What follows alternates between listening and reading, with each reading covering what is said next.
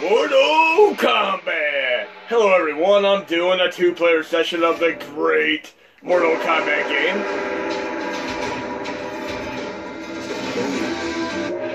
And I used to run this game back in the day many a time just so I could pull off each and every fatality. Fatalities in Mortal Kombat are just like gotta catch them all in Pokemon. Of course, I also used to run NBA Jam so I could try out all the hidden characters too. But in any case, have you ever watched a movie and had the end of the movie show up at the beginning of the movie, and then have flashbacks that show you exactly how things turned out? Very, very interesting. But in any case, I'm going to exit back to the main user interface right now, and we're going to go a little bit into the gist of what this video is truly about.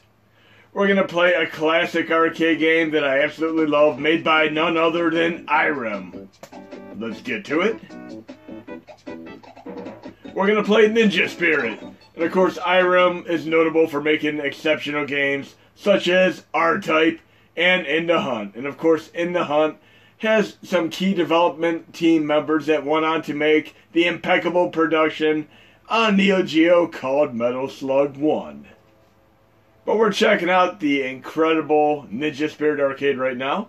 And there's an awesome gimmick in this game that I love. And I have to say I have this game on my TurboGrafx 16 as well. Should I say Turbo Dual. And it is a perfect arcade home conversion port. But you're going to see this gimmick in action in a moment here. And I'm a big fan of ninja games and or ninja movies. Ninja Gaiden, Shadow Dancer, Revenge of Shinobi, and so on. This game is quite a bit like Legend of Cage initially, but it's anything but, and it definitely changes as you get more into the nitty-gritty and heat of the battle. And of course, ninja movie-wise, I love American Ninja with Michael Dudikoff. And of course, the original TMNT movies. American, Ninja 3 Domination. And more recently, in the last decade, Ninja Assassin. That is probably one of my absolute favorite ninja movies of all time. You're going to see this gimmick in a moment here. Right, here we go. A clone of myself, and this is incredibly awesome. And if you do well enough, you get more than one clone. You can actually have literally 3 to 4 shadows of yourself, and this is awesome. Definitely adds a whole new element to the gameplay. But in any case, we're going to go back to another classic on the original Nintendo, none other than Ninja Gaiden 2. And the original Ninja Gaiden, along with Blaster Master, are two of my go-to extremely challenging games. But let's check that out right now. Ninja Gaiden 2 for the original Nintendo. And we're going to check out a really, really cool gimmick for this as well. Ninja Gaiden 2. And again, I mentioned I love Ninja Gaiden 1 and Blaster Master. They're two of my go-to, two of the most challenging games on the system, along with Battletoads, of course.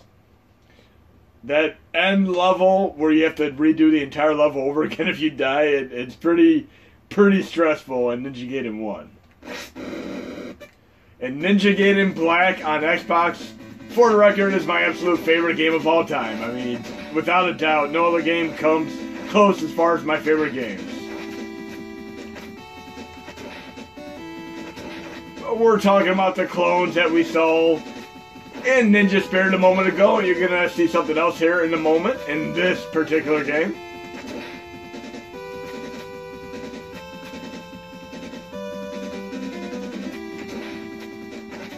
Yes, you can have clones in Ninja Gaiden 2. Incredibly awesome, and I loved it from the very, very first time I ever got to experience this many years ago. But what would happen if you're playing a game that doesn't have clones? I mean, imagine having clones in such a game. I'm going to go back to the main user interface, and we're going to pretty much carry on this tradition of having clones and shadow familiars in another classic arcade game. Let's check it out.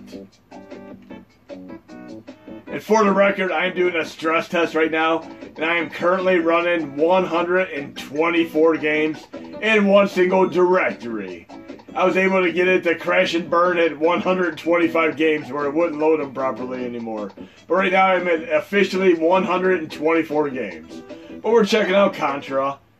which, by the way, the home version has more levels than the arcade version.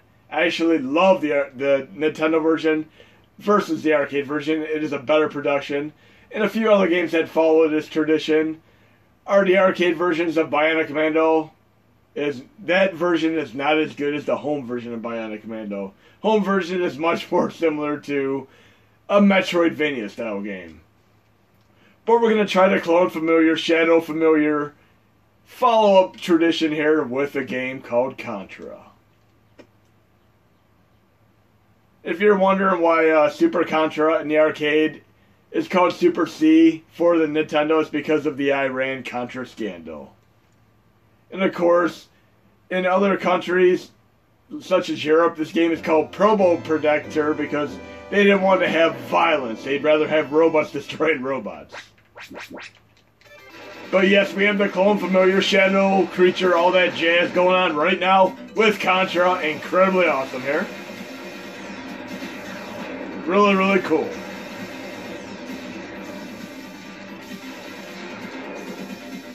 And how would this parlay into a shmup game? I'm going to have to check that out next. Definitely cool.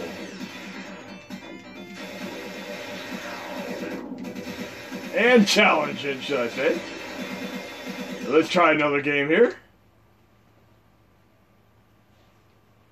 We're going to check out a classic made by Capcom called Legendary Wings. And it's yet another game that has a little bit differences in the Nintendo home conversion. Legendary Wings. I do have the Capcom arcade collections on my PSP.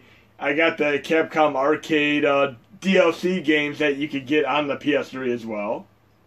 I mean, I cannot think of a single Capcom arcade game that I do not love. I mean, you take your companies like Capcom, Konami, Irem, it is incredibly difficult to find a single bad game by any of these incredible companies.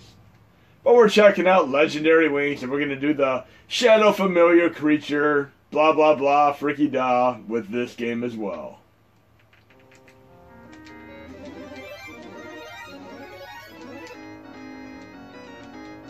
And here we go. Let's see if I can pull this off. If you haven't figured it out by now, from the moment I was playing Mortal Kombat up to this point, I am doing it all on one single controller. Yes, you can technically play 4 players if you have an OTG device as well as the proper hub and the controllers. But right now I'm doing it all on one single controller. It's really, really cool, but challenging. Really, really awesome here. Now I'm going to move on to yet another game. There are 2 particular games that I absolutely love playing 2-player on for the original Nintendo, and me and my buddy would play them endlessly, back to back, over and over again. One was Akari Warriors, and the other was Bobble. Yes, I have a dark secret and skeleton in my closet. I used to play Bobble from beginning to end countless times. And here we're playing the incredible arcade version with the Shadow Creature Familiar mode.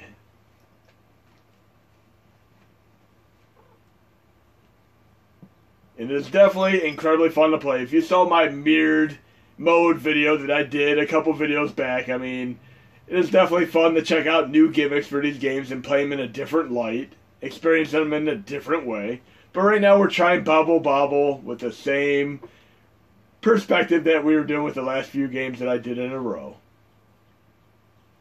And I may do an HMod to help account for some of these games. You'll see what I mean when I do my next update. So let's check this out. Bobble with a clone mode.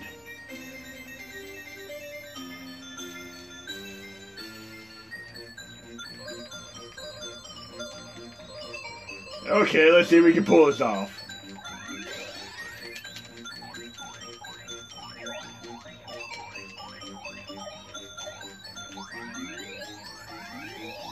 There we go.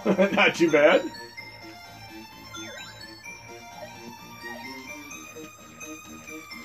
Definitely a whole new experience playing like this.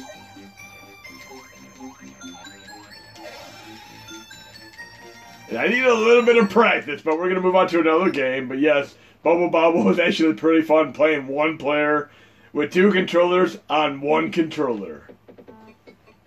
How about we try out one of the great Konami classics? They did several of them that were 4-player games, such as The Simpsons, TMNT, and of course X-Men. Right now we're going to try out The Simpsons, and we're going to play it in 4-player clone Shadow Familiar mode.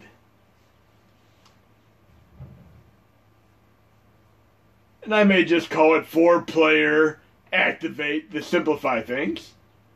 I can't quite call it Stan Bush mode because we do not have the spontaneous singing and or drumming going on just yet. I need a little more practice before I can play drums while playing 4 controllers on 1 singular controller. And for the record, there is an arcade game that has 8 players called Tank 8, and I may try to get that going as well because it'd be really, really funny and silly to try to do an 8-player game on 1 controller. But we're trying out Simpsons right now.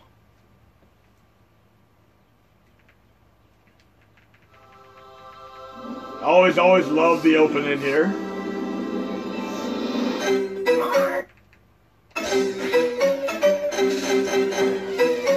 And here we go. 4-player mode activate.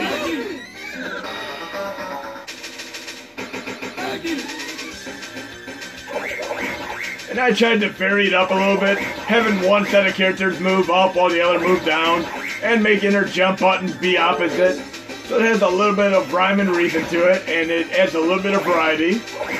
And then Legendary Wings, I made it where one character moves left while the other moves right, just to keep things really, really interesting. So this is incredibly awesome, playing 4 players here on 1 single controller, for sure. And not many arcade games add more AI difficulty when you have extra players. It makes the game a lot easier when you do 4 players like this. Once you get past the initial learning curve of the hand-eye coordination necessary to pretty much coordinate 2 to 4 sets of characters. But really, really cool here. I'm loving it. And we're going to have to definitely see how this translates to the X-Men. Because I'm absolutely loving the last Avengers Infinity Gauntlet that came out, and there are quite a few X-Men in that movie. So here we go. We're going to try this with X-Men next.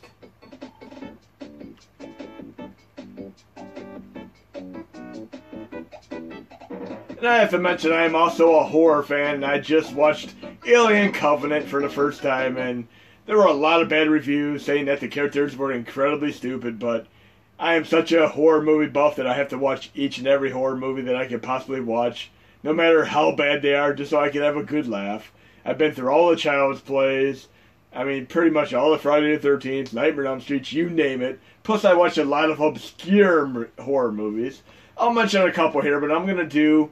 I did a race extravaganza video, I did a shmup extravaganza video. I am also going to do a horror extravaganza video and go into a lot of very, very obscure horror games and talk about a lot of obscure horror movies. And I can mention a horror movie that I actually really like right now, ABCs of Death. I absolutely love that movie. There are 26 directors that are each given a limited budget, and each letter of the alphabet is assigned to them, and they have to have a death correspond to that letter of the alphabet. You do not know what the death is until the tail end of that little vignette. It is a really cool movie, and they actually did an ABCs of Death 2, as well as an ABCs of Death 2.5, kind of like they did a Jackass 1, Jackass 2, and a Jackass 2.5. But if you can handle a little bit of violence and a little bit of originality, check out ABCs of Death, and I believe it is still on Netflix if you have Netflix. But we're going to do 4-player mode activate for X-Men. And yes, I'll do a horror extravaganza video probably within the next day or two, and go into many, many more obscure horror movies. I've been through a whole gamut of them, many, many, many of them, such as the Feast Trilogy and Hatchet 1 through 3. I'm just going to go on and on with many, many of them. If you like zombie movies, you can try out the Asian movie called Junk, which is about a bunch of has-been bank robbers in a crime gone wrong, and they hold up in a warehouse which is overrun by zombies. Yes, it is an Asian zombie movie. Really, really well done. Exceptional value for what it's worth. Yes, X-Men is playing quite well on here. And for the record, X-Men is a game that I still have on my Xbox 360. I lucked out and purchased it before the license expired and the game was removed from the Xbox store. And another movie that I'm looking forward to watching, and yes, I consider Jurassic Park pseudo-horror movies as well. I'm going to watch the Jurassic Park Fallen Kingdom as well. And I'm going to have to play Jurassic Park at the tail end of this video, just to kind of go with that little relationship there. And I'd have to say, out of the Jurassic Park movies, Jurassic Park 3 is definitely the worst of the bunch. I have a feeling this new one's going to be at least better than Jurassic Park 3. Really, really cool. I'm loving the 4-player mode here. Now we're going to try a 2-player Jurassic Park arcade game, which is, by the way, a System 32 game, and it runs quite well along with most of the other System 32 games on MAME 2003 Extreme. And yes, I am running each and every arcade game on MAME 2003 Extreme right now.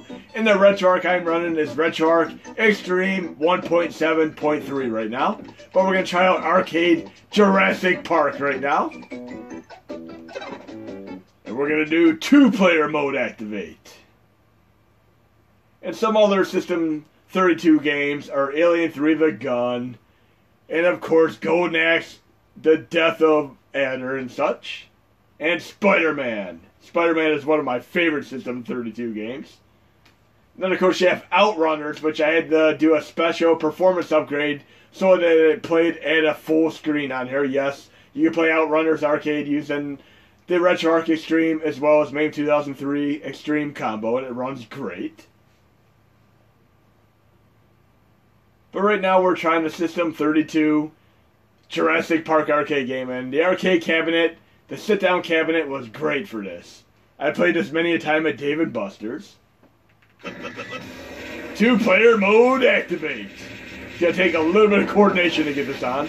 And yes, in future updates, I'm going to try to pre-configure a bunch of the gun games, because I'd really like to have you be able to just push, select, and start and have them run from the get-go. Really, really cool, digging this.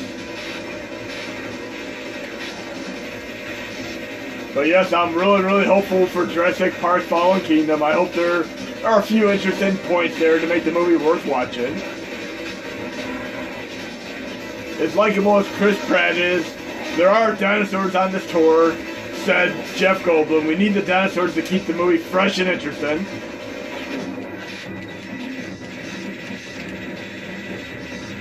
One thing you'll notice, some of the System 32 games will have graphical glitches because they were not meant to work on MAME 2003 to begin with, but on MAME 2010, 2014, and so on, they run far too slow to be even remotely be playable. But I'd rather have a few graphical glitches and have the game running at a good frame per second rate than have them on MAME 2010 where they run so slow that they're at another crawl and absolutely unplayable. Okay.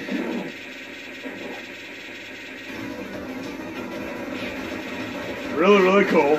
Kind of reminds me of the type of boss you'd see in a Space Harrier game.